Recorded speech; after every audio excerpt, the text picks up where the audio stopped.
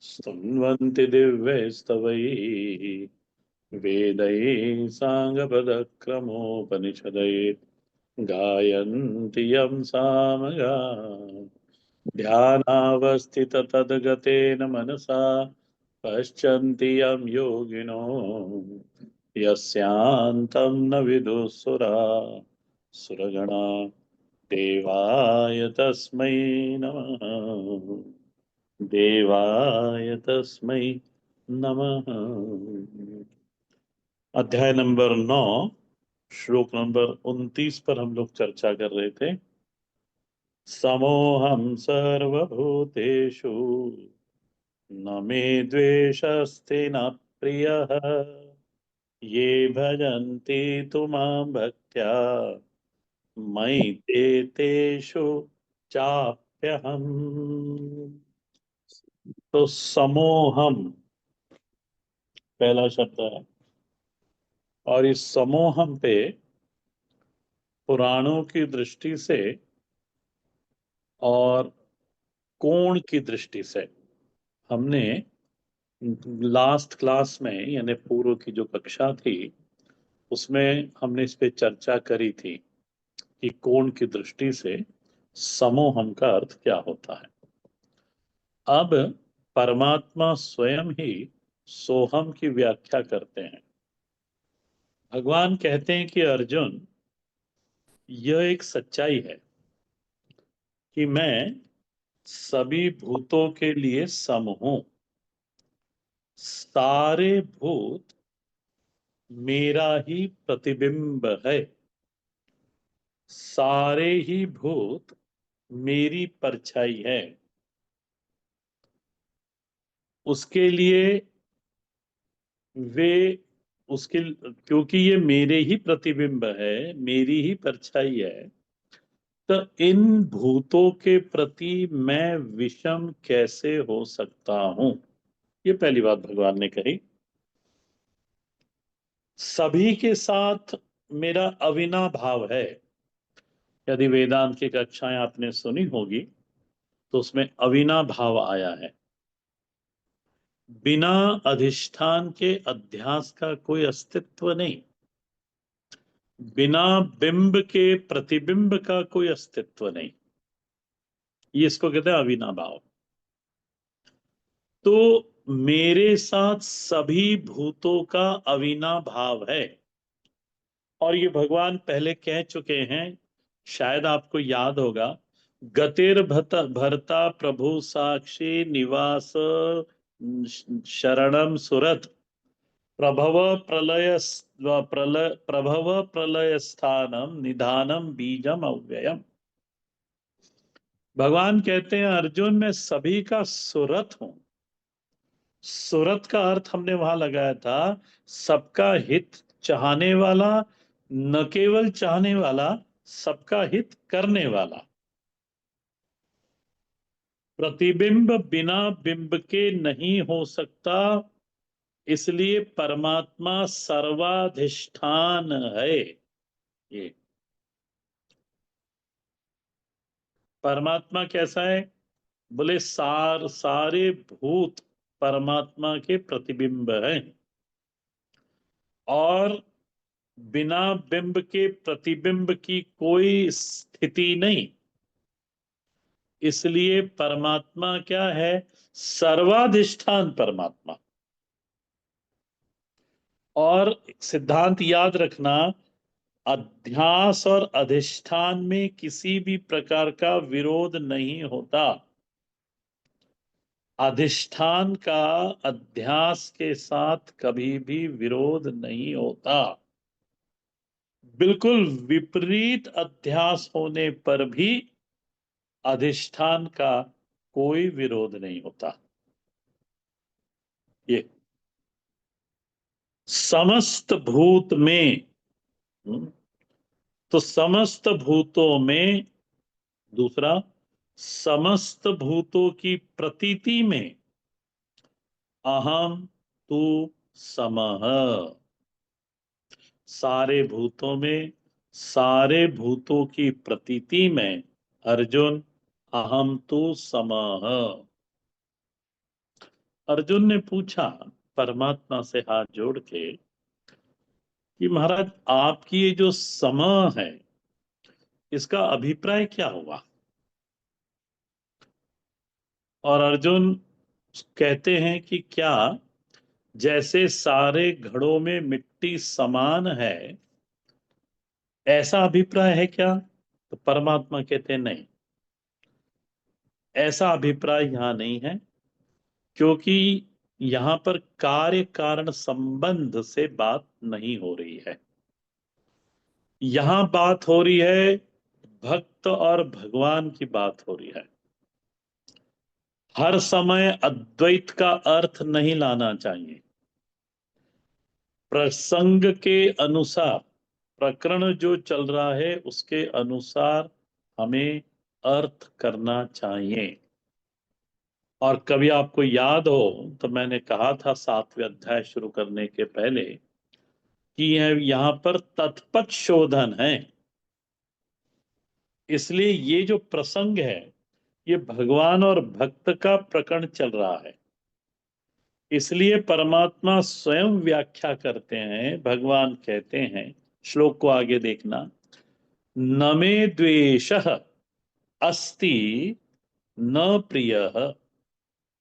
मेरा अर्जुन मेरा कोई द्वेषास्पद नहीं है, अर्जुन मेरा कोई प्रेमास्पद नहीं है। ये भक्त बोला कि भगवान आप तो बड़े निष्ठुर निकले। आपने कहा न मेरे से मेरा किसी से द्वेष है और न किसी से प्रियता है, प्रेम है। बोले आपके नाम से तो लोग ढोलक बजा बजा के प्रेम के गीत गाते हैं। ध्यान देना। तो परमात्मा ने, ये परमात्मा की व्याख्या है, न मे द्वेषस्ति न प्रिय। भगवान कहते हैं अर्जुन मेरी दृष्टि से यही सत्य है, यही यथार्थ है। तुम निष्ठुर कहो या कुछ भी कहो, मेरी दृष्टि से तो यही यथार्थ है। अब नीचे की पंक्ति देखना।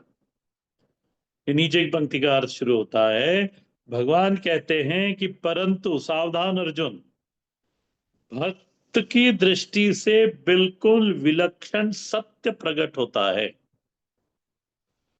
मेरी दृष्टि से जो यथार्थ सत्य है वो यही है, न मे द्वेषः अस्ति न प्रियः। परंतु भक्त की दृष्टि से बिल्कुल विलक्षण सत्य प्रकट होता है। क्या है वो। तो भगवान कहते हैं ये माम भजंती। नीचे की पंक्ति, कथम भजंती, तो भक्त्या भजंती। जो मेरे को भक्ति से मेरा भजन करता है, चिंतन करता है। ये भावुकाः, ये साधकाः, ये प्रेमास्पदाः, ये भक्ताः, ये शरणागताः, ये निर्भराः, ये साधकाः। ये लोग जो स्वभावुक लोग हैं, जो मेरे से प्रेम करते, प्रेमास्पद लोग हैं, जो मेरे से शरणागत है, जो मेरे पर निर्भर लोग हैं, जो मेरे साधक हैं, केवल और केवल जो लोग मेरे पर ही भरोसा करते हैं, उनकी दृष्टि से भगवान नीचे की पंक्ति में बात करते हैं। जो मेरा भजन करते हैं और सारे कार्य मेरे लिए करते हैं, सोते मेरे लिए हैं, स्नान मेरे लिए करते हैं, यद्यत कर्म करोमि तत्तत् शंभो तवा आराधनम। और आपको स्मरण में होगा तब परमात्मा ने भजन का स्वरूप श्लोक नंबर 26 और श्लोक नंबर 27 में बता दिया। वो बगीचे से पत्ती लेके आते हैं परमात्मा को चढ़ाने के लिए। जो भी उनको कुछ सुंदर दिखता है उनको लगता है ये परमात्मा को अर्पित करना चाहिए। भगवान बोलता है, भक्त बोलता है ठीक है भगवान, तो उनके लिए फिर क्या। तो भगवान कहते हैं मई ते बोले वे ऐसे ये जो भक्त हैं, ये जो शरणागत हैं, ये जो निर्भर भक्त हैं, वो मुझ में रहते हैं। मई ते, श्लोक को देखना। मई ते माने वो मुझ में रहते हैं। तो साधक ने पूछा, भक्त ने पूछा या अर्जुन ने पूछा कि प्रभु आप में रहते का अभिप्राय क्या? तो भगवान आचार्य पद उसको समझाते हुए कहते हैं कि उनको इस बात की निरंतर निरंतर गहरी अनुभूति होती रहती है कि मैं संसार के हाथ में नहीं हूं, मैं संसार में नहीं हूं। मेरा जो अस्तित्व है, मेरा जो व्यक्तित्व है, वो परमात्मा के हाथ में है, या मैं परमात्मा में हूं, मैं मेरे प्रभु में हूं। मेरा अस्तित्व भी उनमें है और मेरा जो व्यक्तित्व है वो भी उनमें, उनसे ही है। मैं उन्हीं की सत्ता से सत्तावान दिखाई दे रहा हूं। मैं उन्हीं के संरक्षण में रह के श्वास लेता हूं, बोलता हूं, चलता हूं, सुनता हूं, भिन्न भिन्न कार्य करता हूं, उन्हीं के संरक्षण में रहकर। ऐसी कोई भी जगह नहीं है जहां पे मैं और मेरा परमात्मा नहीं हो। ये भक्त की ऐसी अनुभूति, ऐसी गहरी और निरंतर अनुभूति होती है।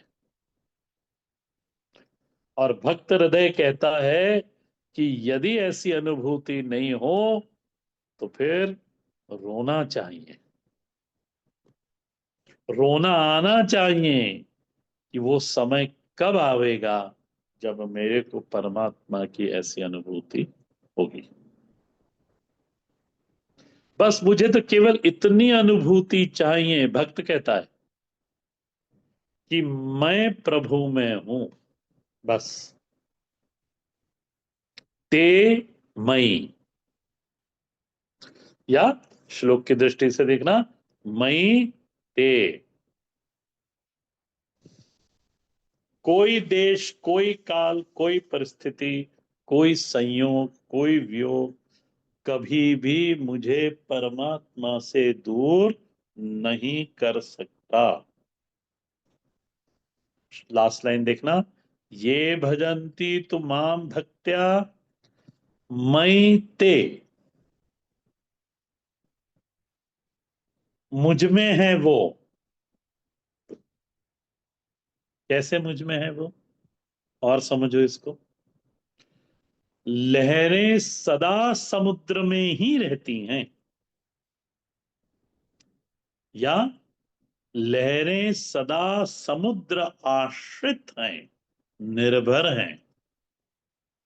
समुद्र अधिष्ठान है, लहरें अध्यास है। ठीक वैसे ही हमारी वृत्तियां क्या है? ये लहरें हैं। उनका अधिष्ठान कौन है? तो बोले अंतर्यामी चेतन ही, या अंतःकरण उपाधि से उपहित चैतन ही उसका अधिष्ठान है। अंतर्यामी चेतन से कभी कोई दूर नहीं हो सकता। हम्म? अंतर्यामी से कभी कोई दूर नहीं हो सकता, समझना इसको। अभिमानी की वैसे तो कोई सत्ता होती नहीं, और यदि उसकी अभिमानी की सत्ता की प्रतीति हो भी रही है ना, तो अंतर्यामी परमात्मा के कारण और अंतर्यामी परमात्मा में उसकी प्रतीति हो रही है। यही अर्थ होता है ते मई।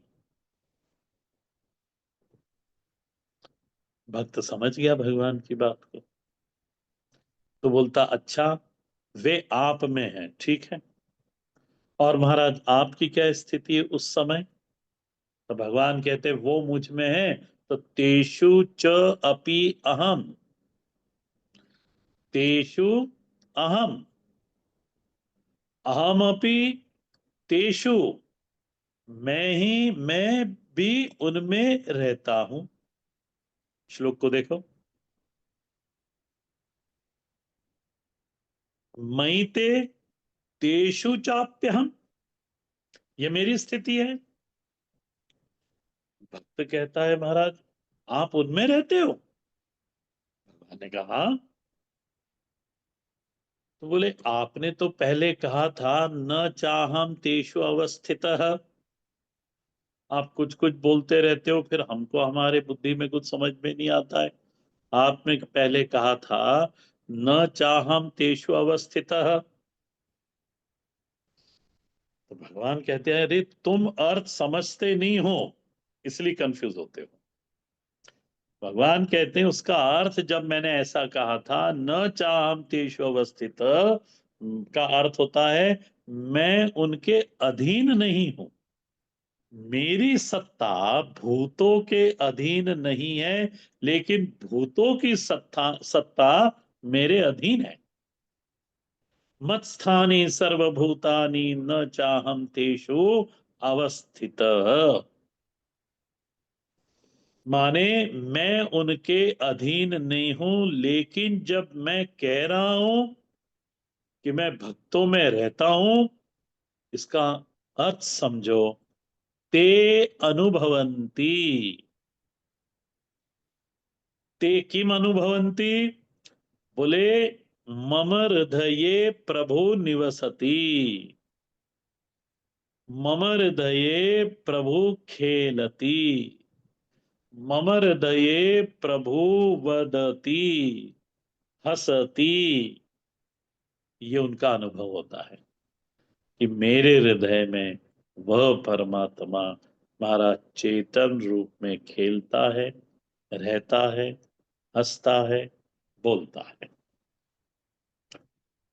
उनको अपने हृदय में परमात्मा मुस्कुराता हुआ, हंसता हुआ, बोलता हुआ, खेलता हुआ, डांटता हुआ, प्रेम करता हुआ, क्रोध करता हुआ दिखाई देता है, मालूम पड़ता है।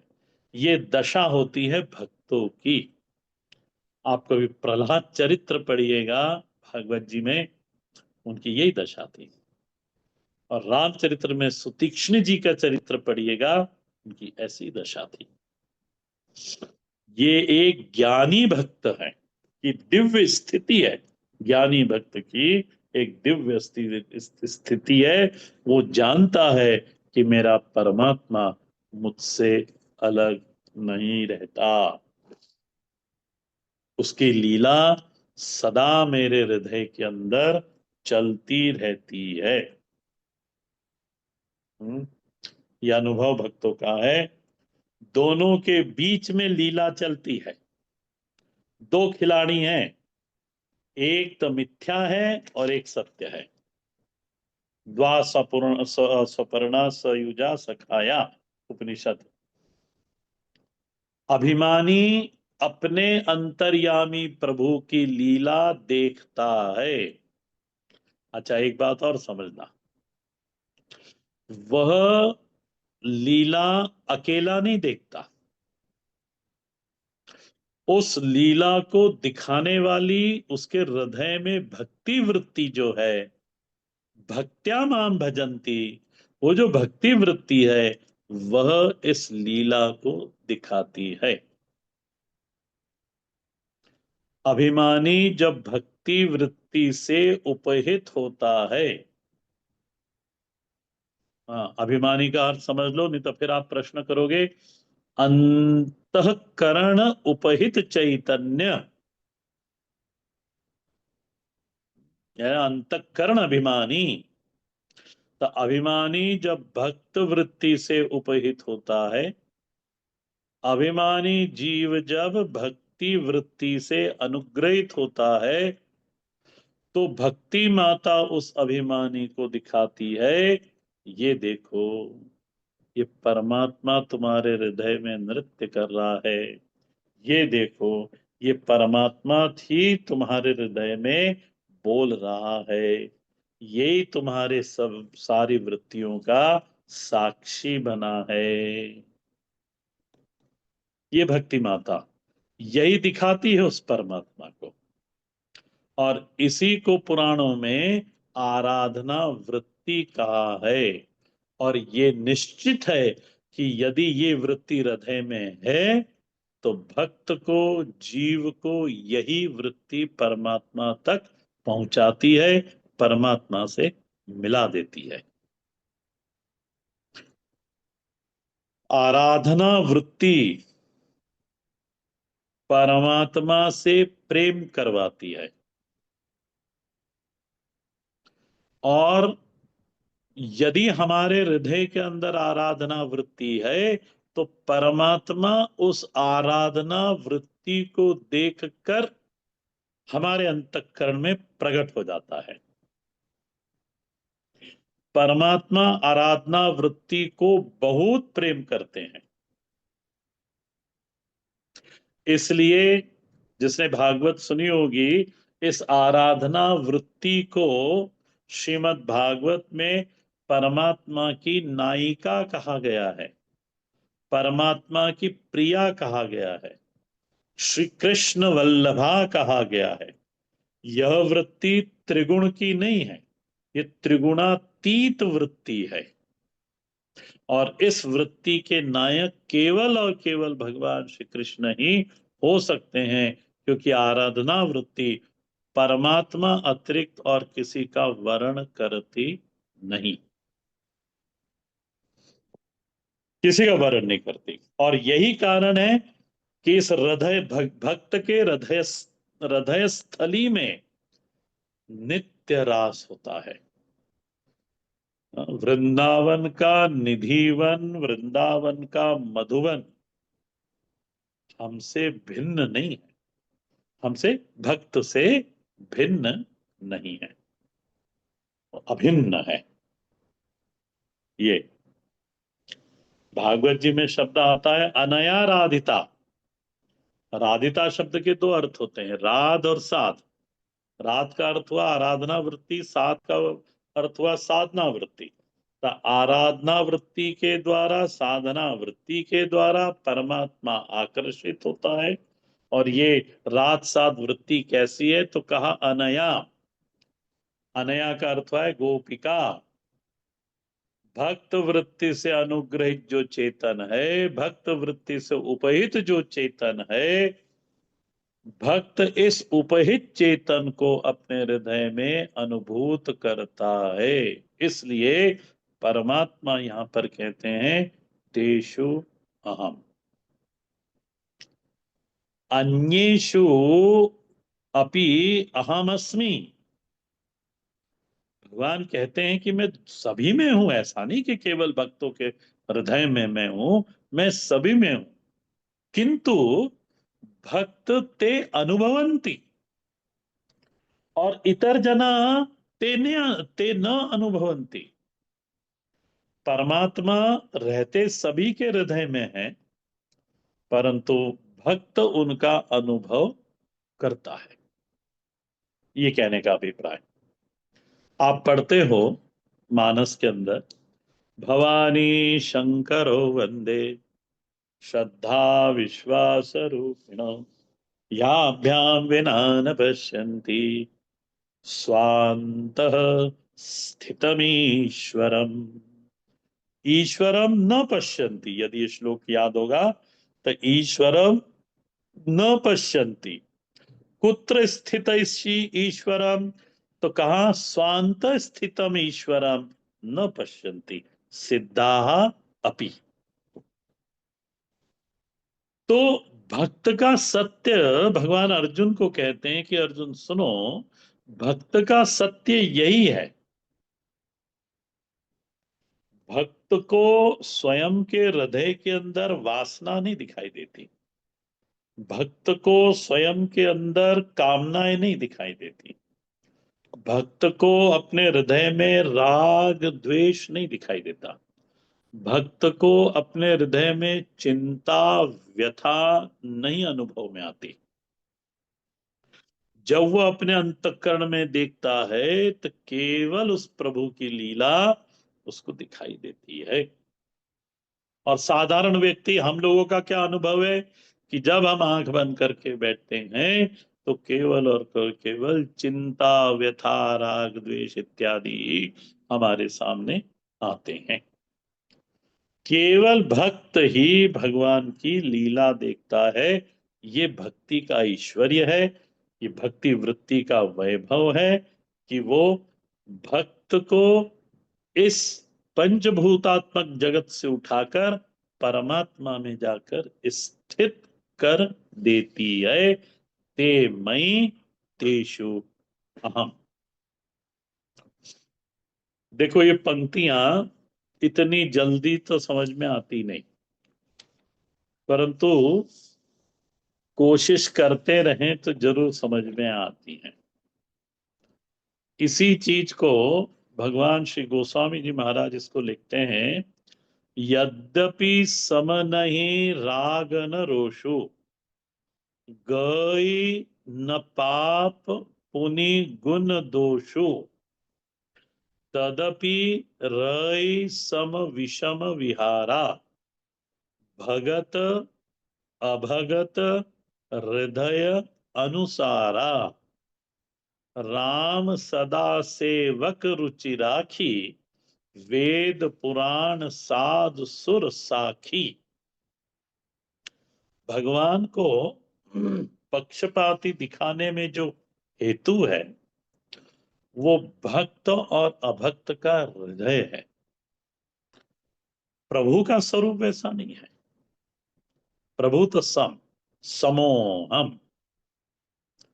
इसे तो मैंने लास्ट क्लास में आपको समझाया था कि कमल से पूछो सूर्य उदित होता है कि नहीं, भौरे से पूछो सूर्य उदित होता है कि नहीं, चिड़ियों से पूछो सूर्य उदित होता है कि नहीं। और सूर्य स्वयं क्या कहेगा, मेरा ना उदय है ना अस्त है, मेरे कभी अस्त मालूम ही नहीं क्या होता है, उदय ही है हमेशा मेरा। तो समोहम सर्वभूतेषु।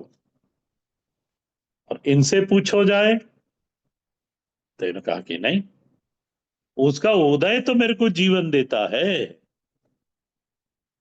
उसके उदय से तो भौरे कहेंगे हम गुनगुन करना शुरू करते हैं, चिड़िया कहती हम दाना चुगने जाते हैं। तो तदपि रही सम विषम विहारा, कैसे, भगत अभगत हृदय अनुसारा। और सिद्धांत क्या है परमात्मा के स्वभाव का, बोले राम सदा सेवक रुचि राखी, वेद पुराण साधु सुर साखी। वेद भी ऐसा ही कहता है, पुराण भी ऐसा है, साधु भी कहते हैं, देवता भी ऐसे कहते हैं, और महात्माओं के द्वारा लिखी गई जो साखियां हैं वो भी महाराज परमात्मा के बारे में यही वर्णन करती है कि राम सदा सेवक रुचि राखी। ये परमात्मा का स्वभाव है। उसको पक्षपाती कौन बनाता है, भक्त का हृदय उसको पक्षपाती बनाता है, भक्त अभक्त का। भक्त अभक्त हृदय अनुसारा। तो ध्यान देना, परमात्मा के विषम व्यवहार का निषेध नहीं है, परंतु उसका हेतु परमात्मा में नहीं है। उसका हेतु भक्त और अभक्त के हृदय में है।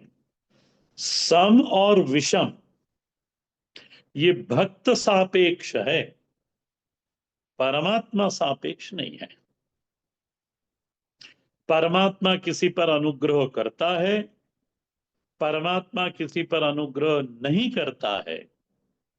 ये भक्त सापेक्ष है, ये परमात्मा सापेक्ष नहीं है। भगवान भाष्यकार तो बिल्कुल साफ साफ कह देते हैं,